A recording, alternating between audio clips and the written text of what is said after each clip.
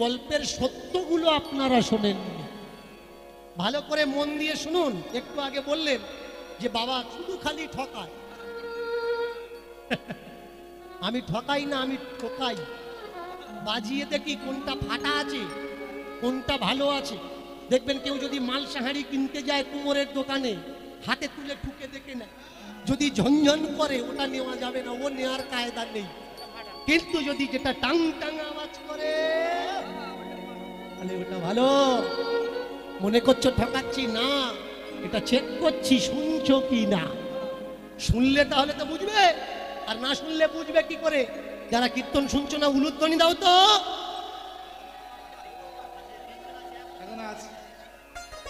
আমি কথা দিচ্ছি 10টায় নেমে যাব।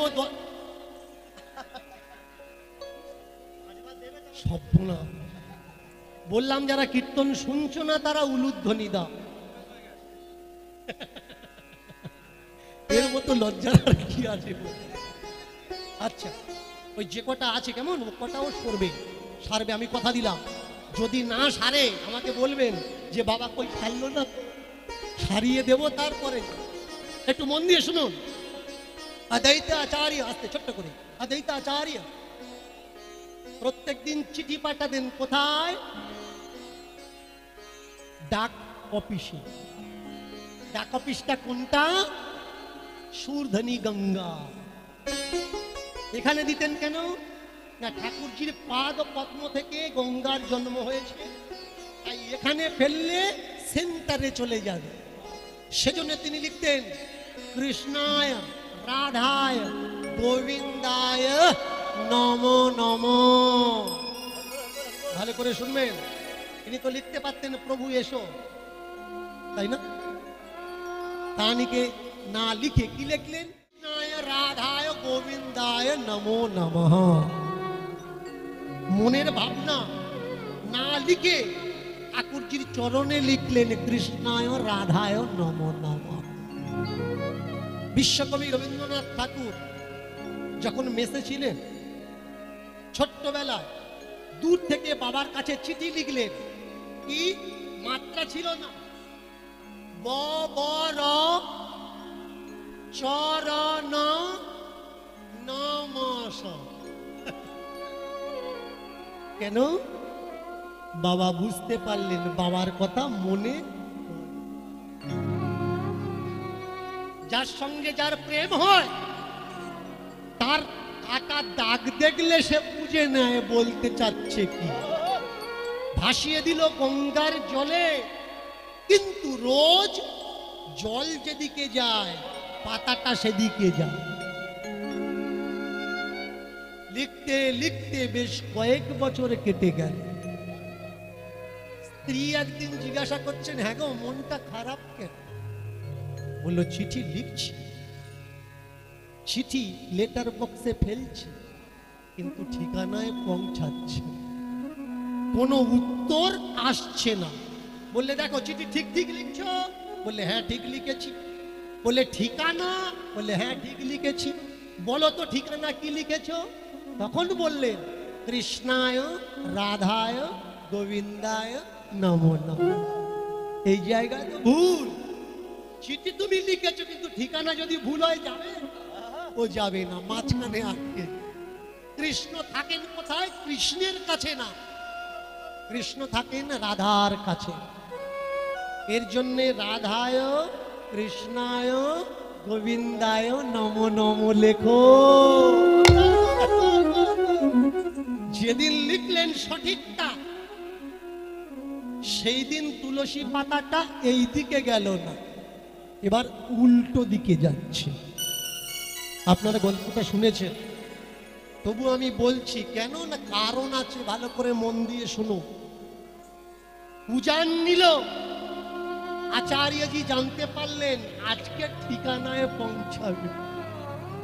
গঙ্গার পাট ধরে ছুটতে লাগলেন পাতার পিছনে পিছনে। গিয়ে দেখলেন সচিমার ঘাট, যেটা বর্তমান বলা হয়। এই সচি ঘাটে দেবী স্নান করছেন, আর তুলসী পাতাটা তার চতুর্দিকে প্রদক্ষিণ করছেন। আচার্য বুঝতে পারলেন এই বাড়িতে তিনি আসেন। জলে নেমে যখন কেউ জল তর্পণ করে দেখবেন চোখ বন্ধ করে তর্পণ করতে হয়। কেউ কেউ গন্ডুসে জল পান করে, কেউ কেউ আবার জলে জলাঞ্জলি দেয়। দেবী কি করলেন? গন্ডুসে জল পান করলেন, আর সেই তুলসী পাতাটা তার উদরে প্রবেশ করলো। এইবার দিন যায়, দিন যায়, যেদিন ঠাকুর এলেন, যেদিন ঠাকুর ভূমিষ্ঠ হলেন, সেদিন কান্না আর থামছে না, কোনো মতে থামছে না। আচার্যজিকে স্বপ্ন দিলেন, আচার্যজি এসো, আমি অনাহারে আছি। কেন? মা অদীক্ষিতা, মাকে দীক্ষা দাও, তবে স্তনদুগ্ধ আমি পান করব, তা না হলে আমি পান করতে পারছি না। আচার্য আসলেন, তিনি মাকে দীক্ষা দিলেন। তারপর ঠাকুর স্তন অমৃত পান করলেন। গল্পটা শুনেছেন না? শুনেছেন তো? এবারে আমায় বলুন, যিনি ব্রাহ্মণের কন্যা, ব্রাহ্মণের স্ত্রী, নিয়ম 5 বছরের দীক্ষা নেওয়া, মেনে নিলাম শচী দেবী 5 বছরের দীক্ষা হয়নি, তাহলে বিয়ের পরে স্বামী স্ত্রী দুজন দীক্ষা নেয়, মেনে চলুন স্বামী স্ত্রীর দীক্ষা হয়নি। পুত্র সন্তান আসার পরে দীক্ষা নেয়, মেনে চলুন দীক্ষা নেয়নি। আমি নিমাইকে বলবো, নিমাই, জন্ম নেওয়ার পরে মনে পড়লো মাকে দীক্ষা দাও, তা না হলে স্তনদুগ্ধ পান করব না। ওই গর্ভে ঢোকার আগে মনে পড়লো না যে অদীক্ষিতের গর্ভ, এই গর্ভে ঢুকবো না, দীক্ষা দাও তারপরে। ভালো করে খেয়াল করবেন কথার পয়েন্টগুলো, কোথায় কোন সত্য লুকিয়ে আছে। এটা কি নিছক গল্প না একটা কোনো নিশানা? ভালো করে শোনো। বাচ্চা যখন পেটে থাকে, বাচ্চা কি খায়? কি খায়? মা যা খায় তাই খায়। তাহলে যখন পেটে ছিলিস 9-10 মাস কিচ্ছু খাসনি, বেরিয়ে এসে খাওয়ার কথা এত মনে পড়লো কেন? এত খাই খাই কেন? এই কথাটা কেন বলা হয়েছে? এই গল্পটা এই জন্যে বলা হয়েছে যাতে প্রত্যেকটা মা দীক্ষা নেয়। কিন্তু তার জন্য নিমায়ের দোষ দেওয়ার কারণটা কি? অন্য কোনো প্রমাণ ছিল না? দীক্ষা নেওয়া বা দেওয়ার জন্য বহু প্রমাণ দেওয়া যায়, কিন্তু যিনি এলেন আমাদের উদ্ধারের জন্য, তার মাথায় এত বড় কলঙ্কের কালি দেওয়ার কি দরকার ছিল? আমার তো মনে হয় কোনো প্রয়োজন ছিল না।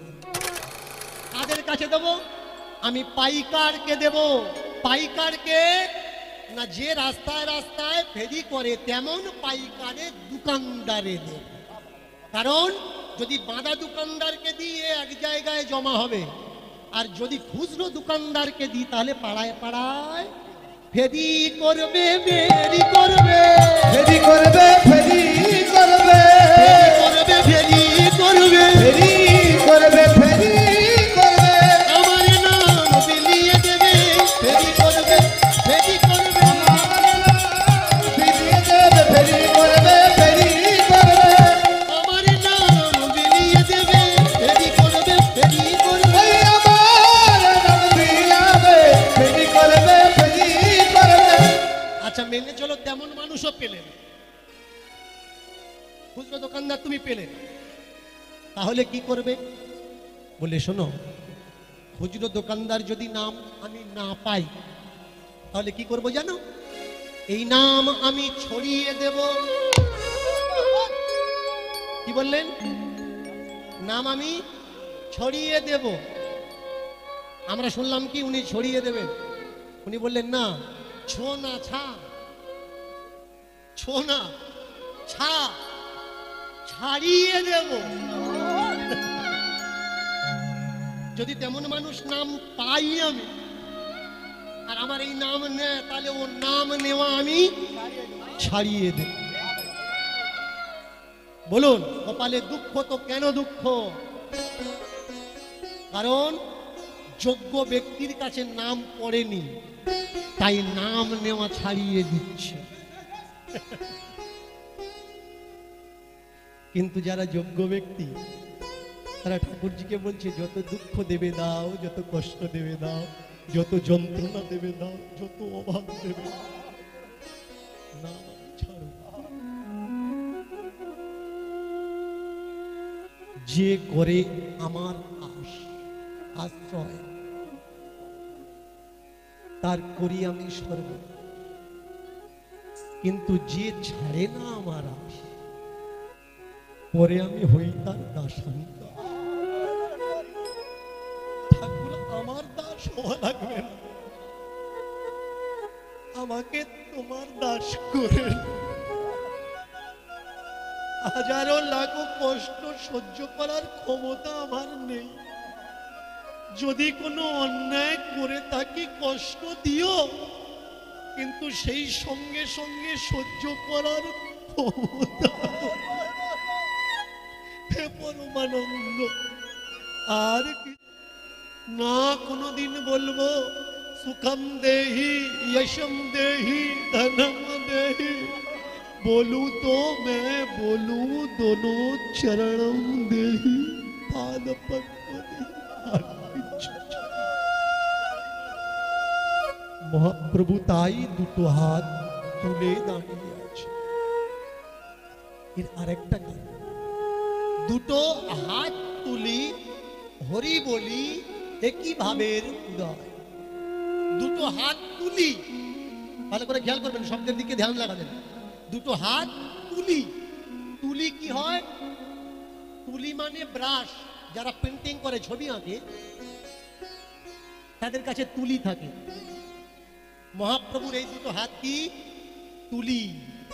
দুটো হাত তুলি দিয়ে, অন্য কোনো তুলি বা ব্রাশ দিয়ে না, দুটো হাত তুলি দিয়ে যারা যারা এগিয়ে গেলেন, করলেন কি? কাছে ডেকে তাদের হৃদয় পরে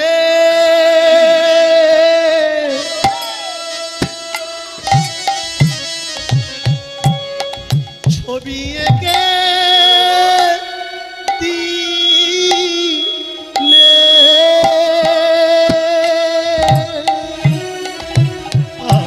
তাদের হৃদয় পরে ছবি এঁকে দিলে। প্রভু আর তো কিছু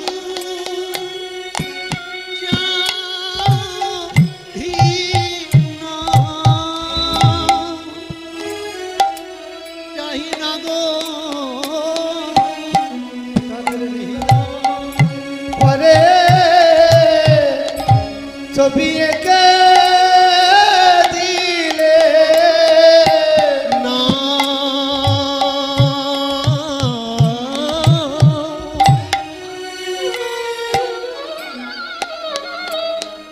না নাও গো বলে, তুমি না গো। না না গো বলে ছবি এঁকে দিলে। তুমি না না না না বলে ছবি হৃদয় পথে এঁকে দিলে। ভাই এমন মানব জন্ম আর হবে না, হৃদয় পটে ছবি এঁকে দিলে। এমন মানব জন্ম আর হবে না, হৃদয় পথে না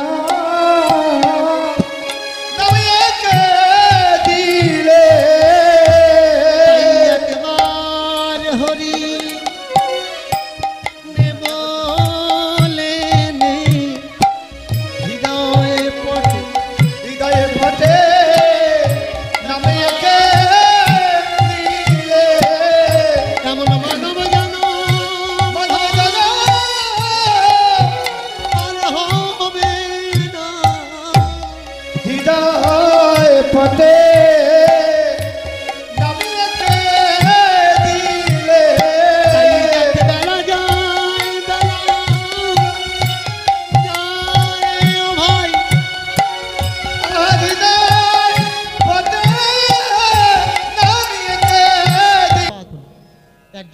নিজেকে বড় বলা, আর আরেকজন অন্য তাকে বড় বলে।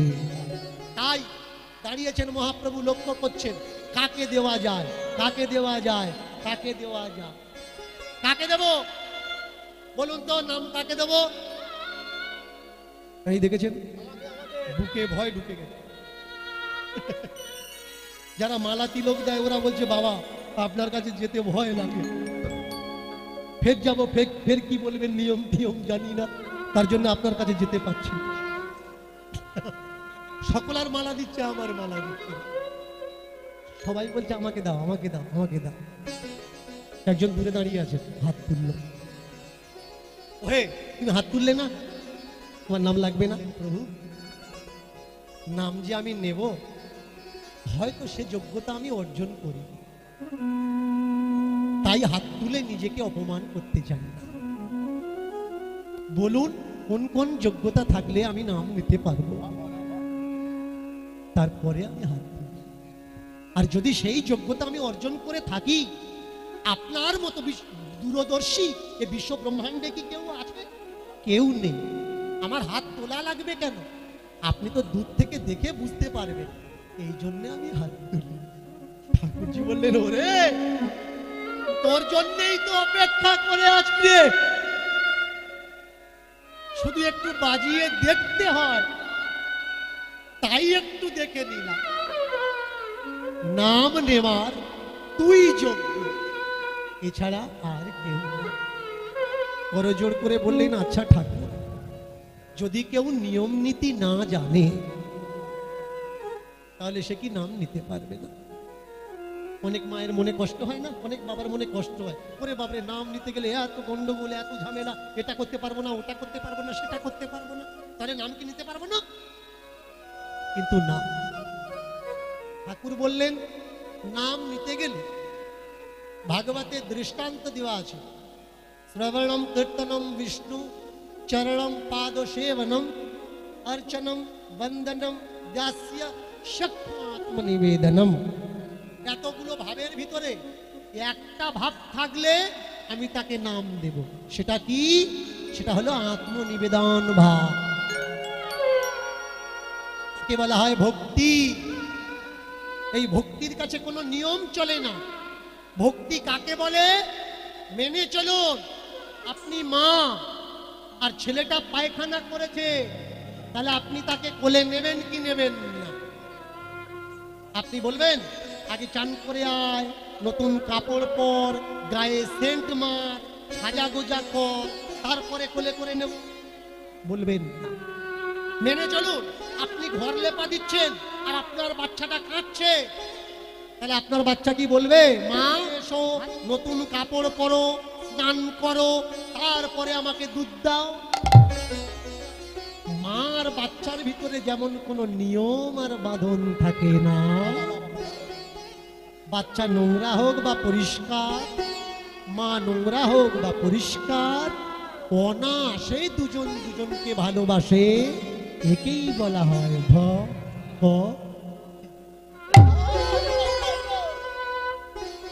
মেনে চলুন।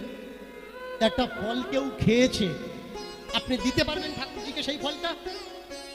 পারবেন? একটা ফল কেউ খেয়েছে, এটা করেছে, দিতে পারবেন? কিন্তু সবরের দিকে তাকিয়ে দেখুন, যেদিন ছোট ঠাকুর রাম আর লক্ষ্মণজি গেলেন, পদ্ম পাতা বিছিয়ে দিয়েছে, দিয়ে চেরি, বরই, এইসব ছোট্ট ছোট্ট ফল দাঁত দিয়ে কাটছে। কন্ডিশনটা কেমন? সারা মুখে দাঁত নেই, কিন্তু শুধু উপরে একখানা দাঁত আছে, আর মুখ থেকে বিশ্রী দুর্গন্ধ বেরুচ্ছে, দেখে মনে হচ্ছে অনেক বছর দাঁত মাজেন। কোনটা মৃত সঞ্জীবনী? সেদিন লক্ষণ ওই প্রসাদটা পায়নি, সেদিন ওই লক্ষণ ওই প্রসাদটা নিজের কাছে রেখে দিয়েছিলেন। কেন না? ঠাকুর ওকে পাওয়ার জন্য অনুমতি দেয়নি। আপনারা অনেকেই শুনেছেন 12 বছর যে অনাহারে থাকবে, অনিদ্রা থাকবে, সে ইন্দ্রজিৎকে বধ করতে পারবে, তাছাড়া কেউ পারবে না। তা কে পেরেছিল? ছোট ঠাকুর লক্ষ্মণ। সেদিনের সেই সঞ্চয় করে রাখা ভক্তের দাঁতে কাটা ফলটার নাম হলো মৃত সঞ্জীবনী। বুঝেছেন? এমন অনেক কিছু তথ্য আছে যা আমরা জানি না, খোঁজার চেষ্টাও করি না। আজকের দিনের কীর্তনের মাধ্যমে আমরা বহু কিছু জানবো, বহু কিছু পাওয়ার চেষ্টা করব।